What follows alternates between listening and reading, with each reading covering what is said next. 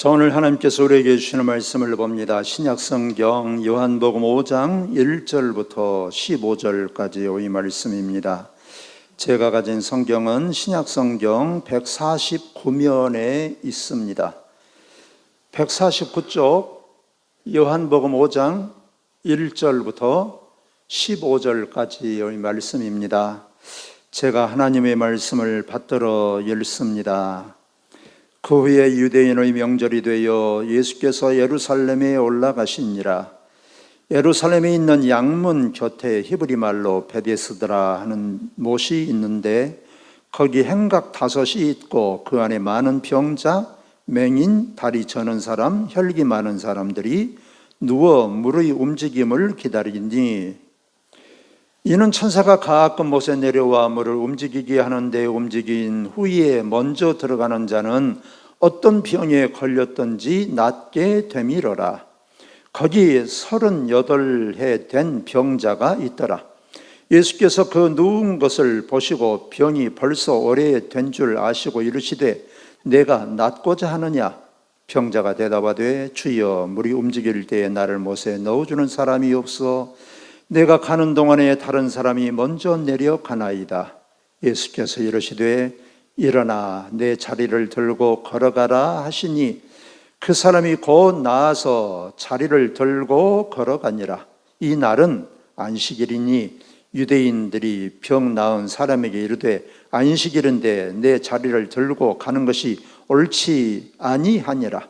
대답하되 나를 낫게 한 그가 자리를 들고 걸어가라 하더라 하니 그들이 묻되 너에게 자리를 들고 걸어가라 한 사람이 누구냐 하되 고침을 받은 사람은 그가 누구인지 알지 못하니 이는 거기 사람이 많음으로 예수께서 이미 피하셨음이라. 그 후에 예수께서 성전에서 그 사람을 만나 이르되 보라 내가 나았으니 더 심한 것이 생기지 않게 다시는 죄를 범하지 말라 하시니 그 사람이 유대인들에게 가서 자기를 고친 이는 예수라 하니라. 아멘. 미국에 게리 홀츠라는 사람이 있습니다. 지금도 살아있는데요. 이 사람은 물리학을 전공하고 아주 우주 항공 분야에서 굉장히 많은 활약을 하는 과학자입니다. 아주 세상적으로 아주 성공하고 출세하고 잘 나가는 사람이에요. 그런데 어느 날 몸이 안 좋아서 병원에 갔더니 청천벽력 같은 말을 들었어요. 병명이 뭐냐? 다발성 경화증이라는 병명을 받았습니다. 그래서 제가 다발성 경화증이 뭘까 하고 제가 찾아봤어요. 이 다발성 경화증이라는 것은 뇌, 척수, 시신경으로 구성된 그 중추신경계에서 발생하는 만성 질환인데 이제 그 사람이 자기 면역 체계가 잘못되면 오히려 자기 면역 체계가 자기를 공격해서 자기 몸을 망가뜨리는 그런 질병들이 있어요. 이제 이런 것을 자가 면역 질환이라고 하는데 그런 병에 걸렸는데 현대의학으로 고칠 수가 없어요. 그래서 병세가 점점 악화되어 가는 것입니다. 몸이 점점 굳어져 가는 거예요. 그래서 이제 휠체어에 의지할 수밖에 없게 됐어요. 이제 43살이 됐는데 의사가 그러는 거예요. 이제 앞으로 현대의학이나 의술로는 어떻게 더 이상 치료할 수가 없으니 앞으로 잘 살면 2년 살 것 같습니다. 그러니까 준비를 하십시오. 무슨 준비? 죽을 준비를 하라. 아니 이제 40대 초반인데 이게 무슨 청천벽력입니까? 그래서 혼돈과 절망 속에서 어찌할 바를 모르고 사는데 어느 날 어떤 사람으로부터 그야말로 복음을 들었어요. 그 복음이 예수님 복음이 아니고 자기가 아는 호주에 사는 원주민이 있는데 그분은 치유사인데 그분한테 가면 당신은 나을 것이요. 그러니까 물에 빠진 사람이 지푸라기라도 잡는 심정으로 그 사람하고 연결이 돼서 이제 호주까지 찾아갔습니다. 그래가지고 이제 그 사람하고 이제 만나서 이제 치료를 받기 시작하는데 그 사람의 이 논리가 자기가 지금까지 알고 있는 그런 논리하고는 전혀 이해가 안 되는 거예요. 이 사람은 과학자 아닙니까? 그러니까 논리적으로, 상식적으로, 과학적으로 설명을 해야 되는데 이 사람의 말은 이게 논리에 맞지 않아요. 자기 이 신념하고 전혀 맞지 않아요.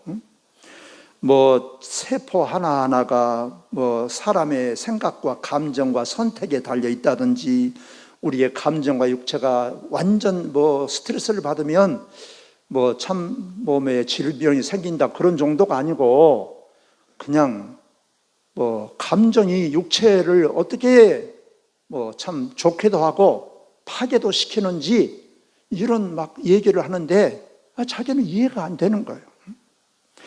아니 자기는 이 사람이 병이 생기면 현대의학으로 어떤 바이러스가 생겨가지고 무슨 뭐 병 치료약을 주든지 아니면 수술해서 무슨 종양이 생기면 그냥 잘라내버리든지 그래서 낫게 할 줄 알았는데 전혀 이해할 수 없는 말을 하는 거예요. 그러나 어쩝니까?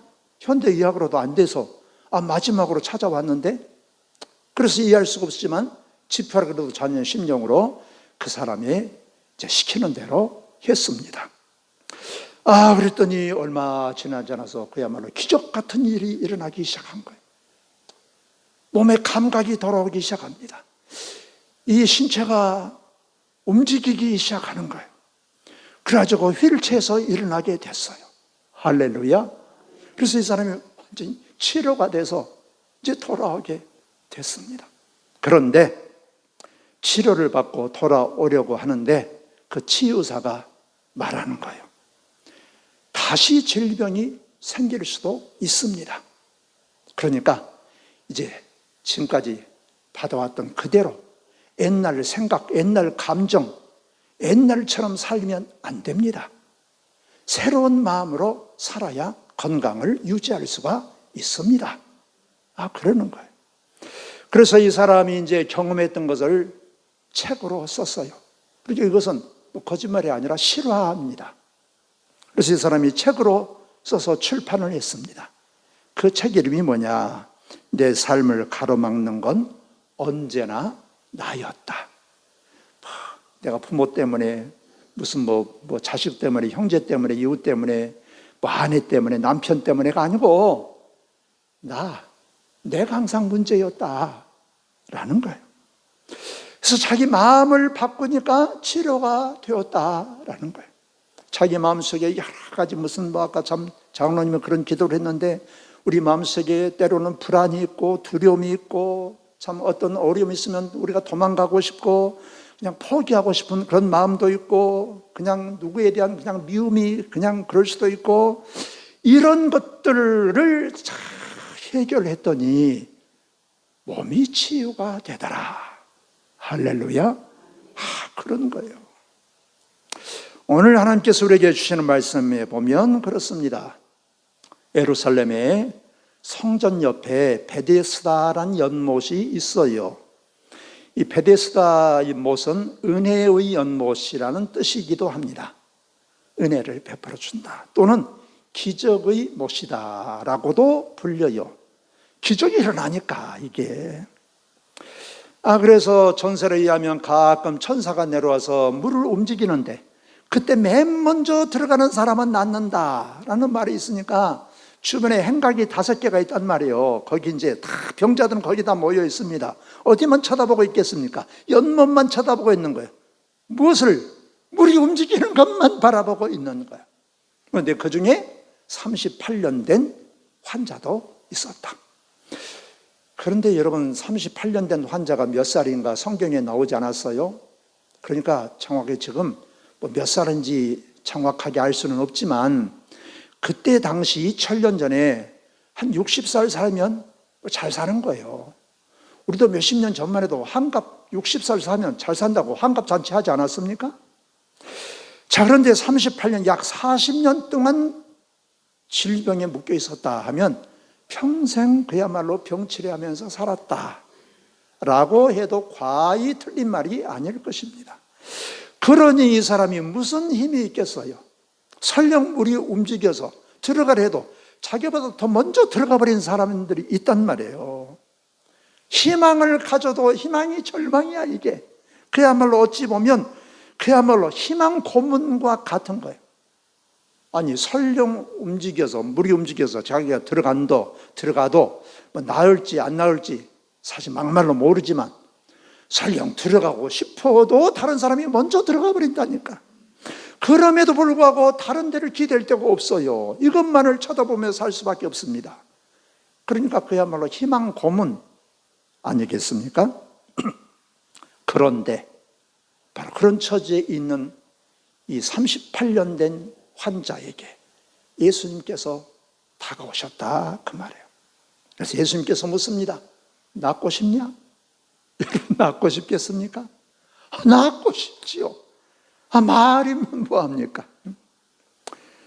그래서 이 사람은 예수님이 누구인지를 모르니까 참 물이 움직일 때 내가 먼저 들어가고 싶은데 남들이 더 먼저 들어가 버립니다 라는 거예요. 그때 예수님께서 말씀을 하십니다. 너 네 자리를 들고 일어나서 걸어가거라. 그러니까 이 사람이 그 자리에서 벌떡 일어나서 걸어갔다. 나았다. 할렐루야. 이것입니다. 그리고 며칠 후인지 알 수가 없지만 성전에서 예수님께서 이 사람을 다시 만났습니다. 만나서 이 사람에게 예수님께서 오늘 하신 말씀이에요. 오늘 14절에 보면 이렇게 말씀합니다. 보라, 내가 나았으니 더 심한 것이 생기지 않게 다시는 죄를 범하지 말라. 여러분, 지금 건강하게 되었으면 뭐라고 말해야 되겠습니까? 너 이제 앞으로 집에 가서 몸보신 잘 해라. 응? 좋은 음식, 건강한 음식 잘 먹어라. 운동도 적당하게 해라. 과로하지 말아라. 이렇게 하는 것이 우리가 상식이지요. 그런데 예수님께서 하신 말씀은 전혀 다른 말씀이에요. 다시는 더 심한 병이 생기지 않게 하기 위해서 죄를 짓지 말아라. 여러분, 이 말이 무슨 말입니까? 이 말을 바꿔서 말하자면 너희가 옛날처럼 또 죄를 저지르면, 그러니까 지금 네 병은 옛날에 뭐 문제가 있어서 병이 걸렸다 이거예요 지금. 근데 또 옛날처럼 또 죄를 저지르면 지금 나은 게 아니라 또 더 심한 병이 생길 것이다. 그러니까 다시는 죄를 범하지 말아라, 이 말씀이에요. 여러분, 참 이것을 통해서 하나님께서, 예수님께서 우리에게 가르쳐 주신 것은 어떤 것입니까? 죄와 인간의 몸, 육체, 우리의 삶은 죄와 깊은 관계가 있다라는 것입니다. 여러분, 죄와 사람의 건강, 우리의 삶이 무슨 관계가 있겠습니까? 하나님께서 에덴 동산을 창설하지 않았습니까? 에덴 동산을 창설하시고 그 에덴 동산을 이제 아담과 하와가 살도록 하셨지요. 근데 에덴 동산은 그야말로 하나님의 나라와 같은 곳이에요. 낙원과 같습니다. 거기에는 뭐 아픈 것도 없고 고통도 없고 뭐 질병도 없고 막 영원히 사는 것 같아요. 생명나무가 있으니까 날마다 가서 생명나무 하나씩만 따먹으면 영원히 살지 않겠습니까? 건강하고 행복하게 살 수 있는 것이 바로 에덴 동산이에요. 그곳에서 하나님께서 아담과 하와를 살도록 하셨어요. 그런데 하나님께서 이렇게 살도록 하시면서 단 한 가지 조건을 붙입니다. 단 한 가지는 하지 말아라. 그게 무엇입니까? 선악을 알게 하는 나무의 열매를 따먹지 말아라. 그 열매를 따먹으면 너는 죽는다, 이러는 거예요. 그런데 아담과 하와가 그것만 지키면 되는데 그거 하지 말라고 그러니까, 참 사람은 이상합니다. 하지 말라고 하면 더 하게 돼 있어요. 하라고 하면 안 하게 돼 있어요. 사람은 기도 열심히 하십시오. 그러면 기도를 더 안 해요. 예배 열심히 참석하십시오. 참석이 안 돼, 더 안 해. 오긋오긋한 것이 사람의 이 타락한 심성이란 말이에요, 이게. 이 아담과 하와가 그 열매를 그냥 기어이 따먹고 말지 않았습니까? 그래가지고 결국 에덴 동산에서 쫓겨나고 그들은 저주를 받아서 고통을 당하고 결국 죽고 망하게 되지 않았습니까? 자, 이렇게 하나님의 계명을 어기고 말았어요. 다른 말 하자면 죄를 저질렀다, 이것입니다. 하나님의 법을, 하나님의 계명을 어겨서 그들은 그야말로 그들의 몸도 그들의 인생도 그들의 모든 것이 다 망가져 버렸다라고 하는 것입니다. 이처럼 우리의 건강과 삶은 죄와 직접적인 관계가 있다라고 하는 것을 우리에게 가르쳐주고 있습니다. 죄를 저지르면 몸과 마음에 고통이 찾아오게 된단 말이에요. 그리고 병들고 결국 죽고 망한다, 이것입니다.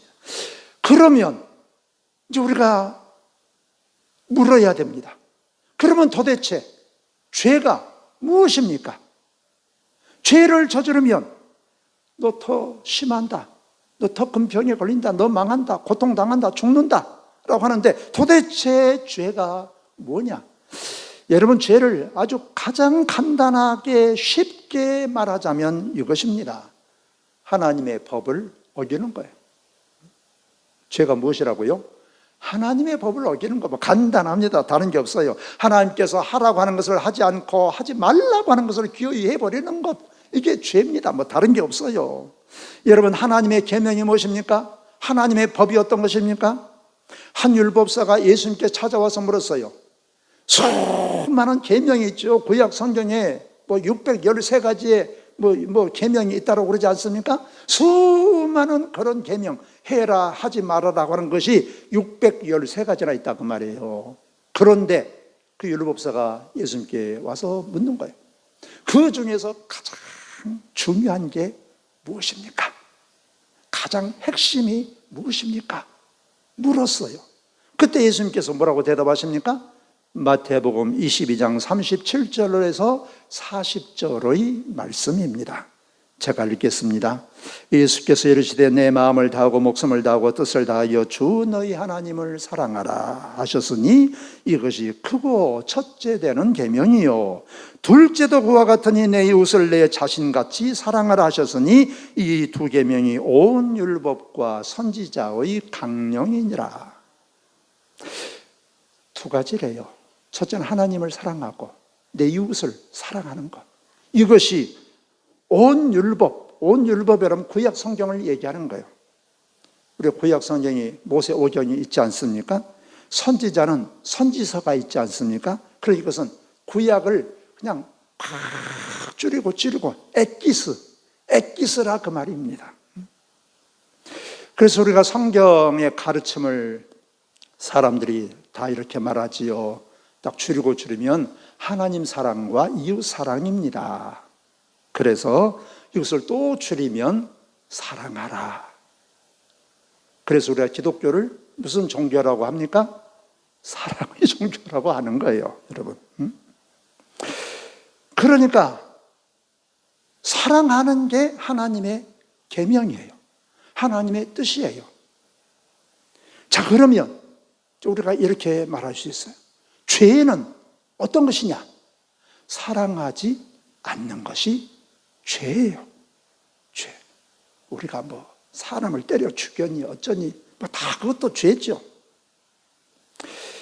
여러분, 그래서 예수님께서 이렇게 말씀하지 않습니까? 사람이 마음으로 형제를 미워하는 것도 이미 뭐 했다고요? 살인하였느니라. 하나님은 창조의 하나님이십니다. 하나님은 생명의 하나님이세요. 하나님은 더하기 하나님이세요. 플러스 하나님, 더하기 하나님. 하나님은 긍정의 하나님이란 말이에요. 그러니까 하나님은 부정적이지 않습니다. 그러니까 부정적인 생각, 안 좋은 감정, 안 좋은 말과 생각과 감정과 행동, 이것은 무엇이라고요? 이게 죄라니까. 다른 게, 우리가 내가 누구를 죽였습니까? 누구를 내가 해쳤습니까? 나는 죄가 없습니다. 이것은 세상 사람들의 기준이고 겉으로 드러나야 우리는 그것 가지고 세상 법으로는 판단을 합니다. 그러나 하나님은 이미 우리의 중심을 보신다니까. 그러니까 이미 우리 마음속에 여러 가지 이런 부정적인 감정을 가지고 있으면 이미 우리가 죄에 묶여 있는 거예요.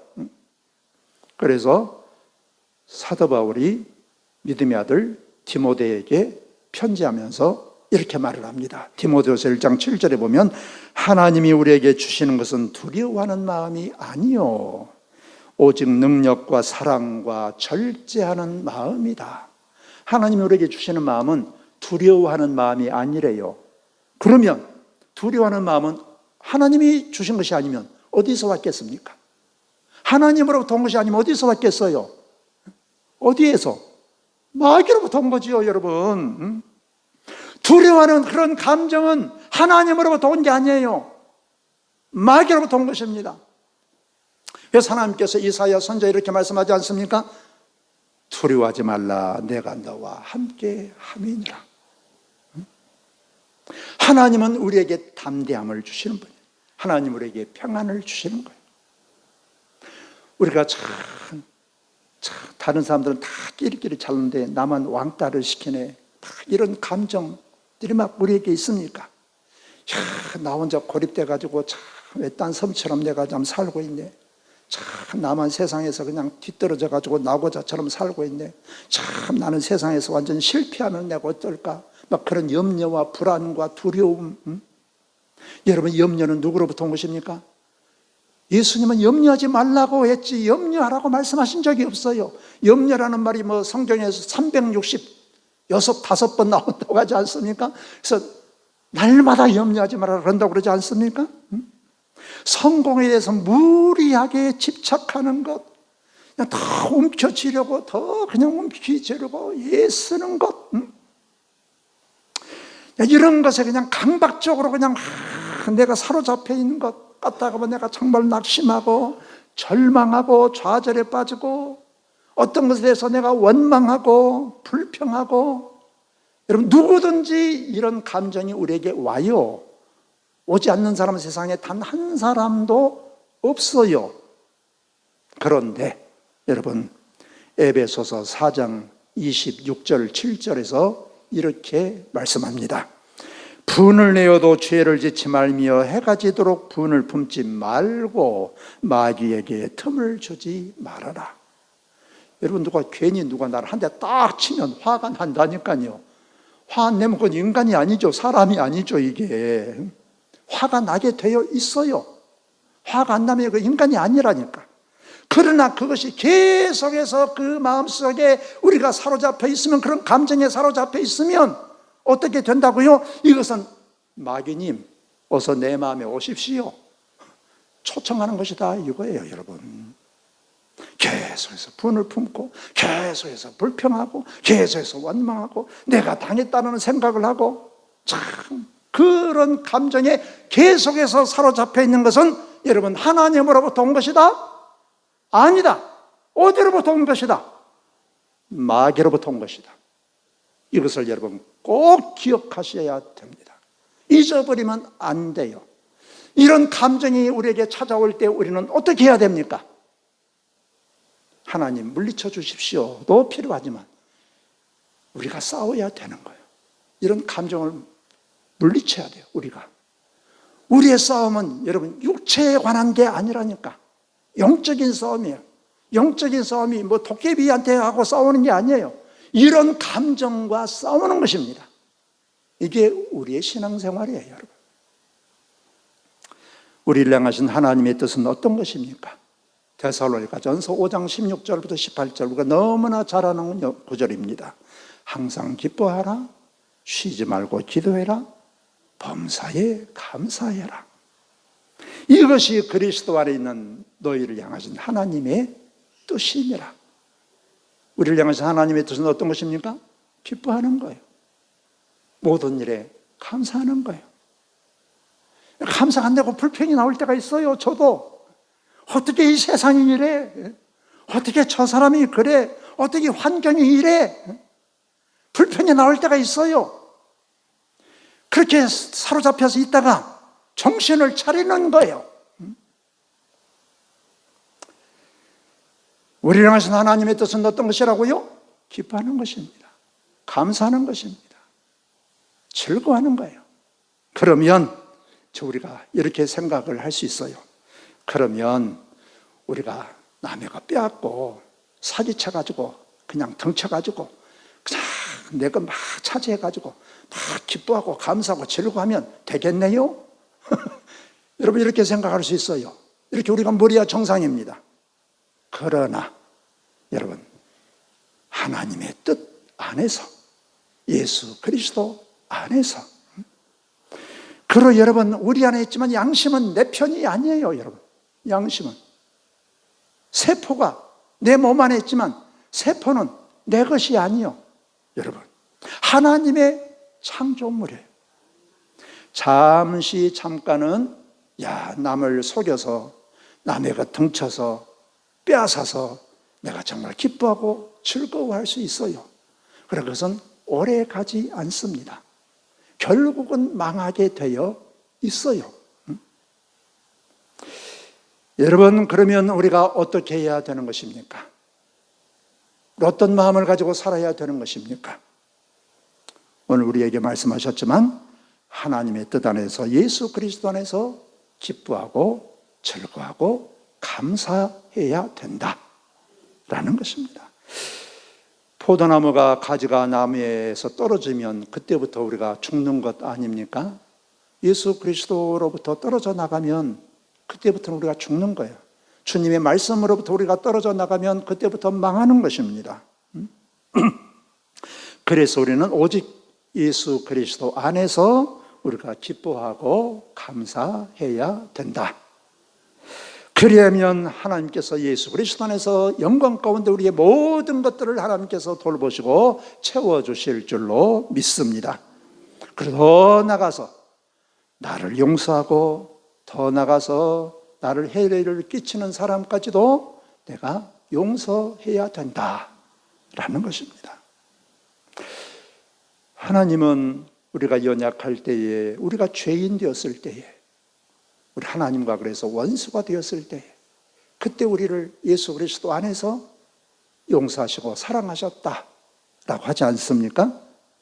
예수님을 대가로 지불하셔가지고 우리를 용서하시고 우리를 받아주셨단 말이에요. 그렇다라고 한다면 우리도 당연히 받아줘야 된다. 나 자신도. 아까 제가 처음에 소개한 그 책의 그 저자는 그랬어요.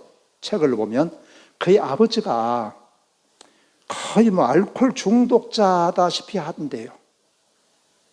그리고 참 말을 그 자녀들한테 말을 함부로 하는 거예요. 이 세대가리야, 이 미련한 놈아. 하김에 이제 그럴 수도 있지요. 또 그냥 술을 취해서 사니까. 근데 아버지한테 대들고 쪼고 그런 적은 없지만 항상 그게 마음속에 그 무엇인가 짓눌려 살았어요. 그러면서 아버지에 대한 그 두려움, 아버지로부터 그냥 도망가 버리고 싶은 마음, 어른이 되어서도 자기 마음속에 아버지가 있어가지고 그것에 대해서 항상 짓눌려 살아. 이런 것이 결국에는 병으로 찾아왔다라는 거예요. 그래서 그 아버지를 용서하고 그리고 새로운 마음을 가지고 그러다 보니까 몸도 점점 치료가 됐다. 이런 것입니다. 여러분 이런 것처럼 우리가 우리 자신을 용서하지 못하면, 우리가 다른 사람을 용서하지 못하면 결국은 내가 병들게 되어 있어요. 저런 인간은 참 어떻게 해야 돼? 이런 마음이 들 수 있어요. 그러나 그 속에 갇혀 있으면 결국은 누구 손에? 내 손해라니까. 내 손에. 내가 병든다니까. 내가 병들어. 내가 그 감옥살이 일을 한단 말이에요. 그래서 용서할 때에 자유가 있다. 이런 것은 여러분 감정이 아닙니다. 그냥 의지로 그래 용서한다. 그래 용서한다. 말을 해야 돼요. 말을. 우리 감정으로는 아이고 그래도 말을 해야 돼. 내가 너 용서한다. 용서한다. 해야 돼요. 그러면 이런 마음이 우리에게 감정이, 용서하는 감정이 찾아오게 되어 있어요. 그리고 더 나아가서 우리가 사랑해야 된다라는 것입니다. 여러분 하나님께서 우리를 사랑하시듯이 우리가 하나님을 또한 사랑해야 되는 것입니다. 우리 자신을 사랑해야 되는 거예요. 근데 사실은 우리가 우리 자신을 사랑하지 못할 때가 참 많아요. 저도 참 저 자신을 굉장히 학대하면서 살아왔어요. 제 자신이 미워서라기보다는 더 열심히 해야 된다, 더 열심히 해야 된다, 더 잘해야 된다, 남보다도 더 잘해야 된다 그래가지고 저 자신에게 정말로 제가 학대하면서 살아온 학대, 글쎄요. 하여튼 그런 삶을 상당히 제가 살았어요. 제가 하나님께, 하나님, 참 30시간만 자고도 좀 아무런 일이 없으면 좋겠습니다. 내가 할 일이 너무나 많습니다. 제가 그런 기도를 많이 했다니까요. 여러분, 그렇다고 해서 누가 알아줍니까? 잘 됩니까? 그런 게 아니에요. 우리 자신을 우리가 사랑해야 됩니다. 있는 그대로 우리 자신을 받아줄 수 있는 이런 마음이 되어야 돼요.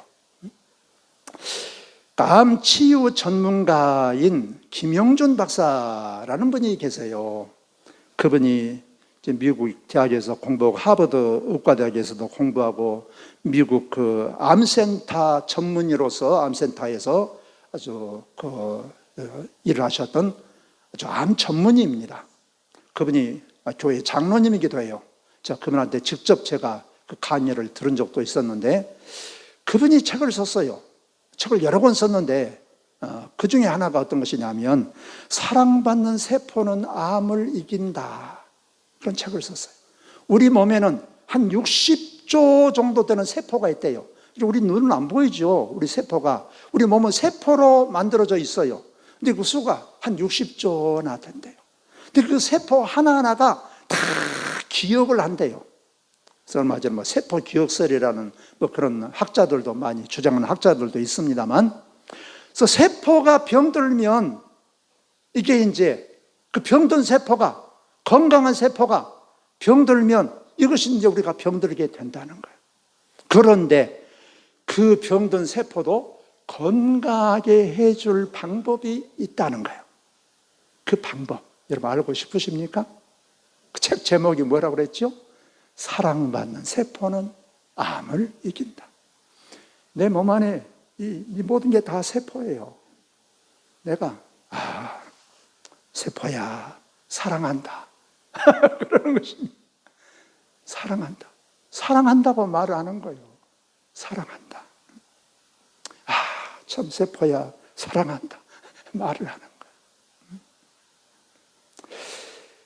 여러분, 유전자가, 우리가 다 유전자가 있잖아요. 그 유전자가 기능이 회복되는 것은 어떤 외부로부터 되는 게 아니고, 물론 건강한 음식도 필요하고 운동도 필요하고 그렇지요. 그러나 중요한 것은 마음의 태도에 달려 있답니다. 우리가 우리 자신을 사랑하면 우리가 세포가 건강해진대요. 그럼 어떤 질병도 다시 세포가 재생이 되면 건강해진답니다. 암도 치료가 된답니다. 할렐루야. 그래서 그 부인이 치료가 되어버렸대. 김종성이라는 분이 있어요. 또 그분은 이런 책을 썼어요. 마음을 풀어야 낫는다. 암은 어떻게 낫냐? 여러분, 방사선 치료도 중요하지만 마음을 풀어야 낫는데요, 여러분. 근데 그분이 어떤 분이냐? 우리 교단의 장로의 신학대학에서 신학을 공부하셨어요. 그럼 미국 하버드 대학교에 가서 또 의학을 공부했어요. 이분이 신학자죠. 이분이 의학, 철학, 박사학위가 몇 개나 돼요. 그러니까 대단한 사람이지요. 그래서 그분이 30대 초에 죽음을 그냥 넘나들었대요. 그러면서 깨달은 게 있어요. 그래서 그분이 강조한 게 뭐냐? 중요한 것은 우리의 마음이더라. 마음이 중요하다. 마음은 보통 이 감정을 말합니다. 어떤 감정, 어떤 생각을 하고 살아가느냐. 이런 것이 우리 몸과 직접적인 관계가 있다라는 거예요. 여러분, 현대의학은 어떤 것입니까? 현대의학은 신체가 병들면 가서 그 주사 맞으면 되는 거예요. 항생제 맞습니다. 항생제. 감기 들어도 항생제 맞고 수술해버리든지 잘라내버리든지, 아니면 혈압이면 그 심장 박동을 점점 좀 늦게 뛰도록 그냥 그 조절을 하는 거예요. 고혈압이면. 그런 것이 현대의학입니다. 그러나 그것으로서는 온전한 치료가 아니다라는 거예요.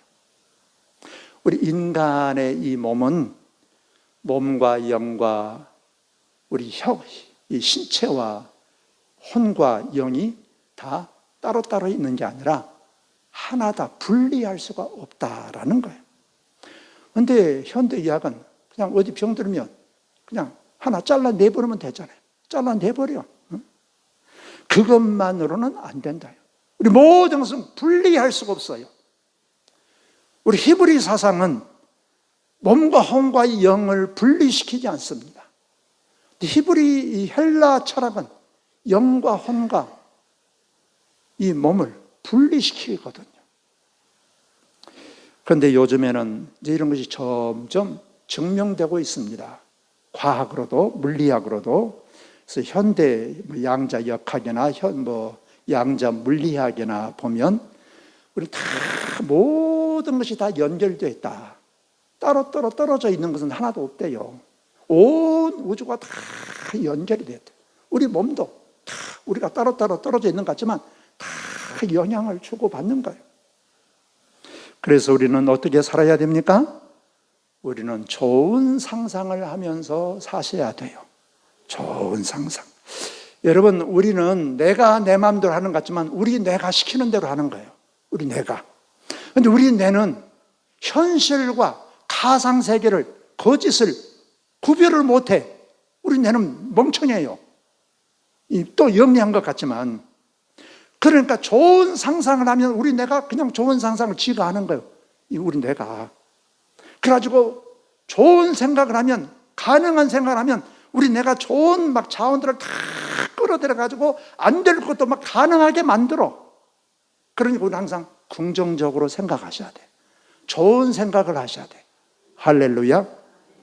그런데 반대로 나쁜 생각하면 어떻겠습니까? 야, 안 돼, 못해, 이 바보야, 이 멍청아. 그러면 안 되게 만들어, 우리 뇌가. 그러니까 우리 몸은 어차피 우리 뇌가 시키는 대로 하게 되어 있어요. 우리 몸은 우리 뇌의 종입니다. 우리 뇌가 시키는 대로 해요. 그런데 우리 뇌는 모른다니까. 진짜인지 가짜인지는 몰라. 우리 우뇌는. 그러니까 좋은 상상을 하셔야 돼요. 감사해. 따라서 합시다. 감사해. 감사해. 기뻐해. 행복해. 말을 하세요. 말을. 긍정적인 마음과 긍정적인 말, 이것이 기적을 만들어. 하나님께서 나를 사랑하시니 나는 평안합니다. 불안할 때, 아이고 불안해서 어쩔까? 주님, 불안을 내몰아 주십시오. 불안을 내몰아 주시죠. 불안을 내몰아 주시는 불안이 더 생각난다니까, 여러분. 하나님께서 나를 붙드시니 나는 평안합니다. 이렇게 말을 하시라고. 하나님께서 나를 붙드시니 나는 담대합니다. 하나님은 나를 사랑하십니다. 이 말을 하시라고, 이 말을. 여러분, 세상은 물질적으로만 존재하지 않습니다. 우리 마음에 있는 거예요. 우리 마음에 있는 것이 겉으로 드러나는 거예요. 여러분, 우리 자신이 세상은 네모 같다라고 생각하면 세상은 네모로 보이는 것입니다. 세상은 세모와 같다라고 생각하면 세상은 세모로 보이는 거예요. 세상은 아름다운 것이다 생각하면 세상은 아름답게 보이는 거예요. 세상은 정말로 고난이야 그러면 고난처럼 보이게 되어 있어요. 우리 마음이 어떻게 갔냐에 따라서 달라진다 이것입니다. 소망을 품고 기도하면 아름답게 보이는 거예요. 장래가 열리는 것입니다. 성경은 우리에게 이렇게 말씀하지 않습니까?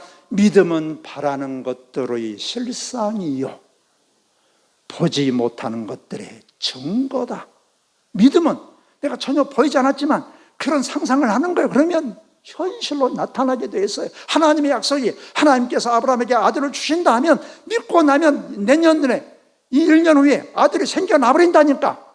이게 믿음이에요, 믿음. 우리가 만나는 사람들을 사랑하려고 노력해야 됩니다. 물론 죄를 지었으면 죄값을 치러야지요. 그래야 사회가 유지되지 않습니까? 아무리 악랄한 죄를 져도 내버려 두면 되겠습니까? 죄값은 치러야지요. 그러나 그런 말 있지 않습니까? 죄와 죄를 지은 사람은 구별해야 된다. 그런 말 있잖아요. 뭐 죄는 처벌하되 뭐 인간은 뭐 용서한다. 뭐 그런 말이 있지 않습니까? 용서하는 마음이 있어야 우리 자신이 편해져요.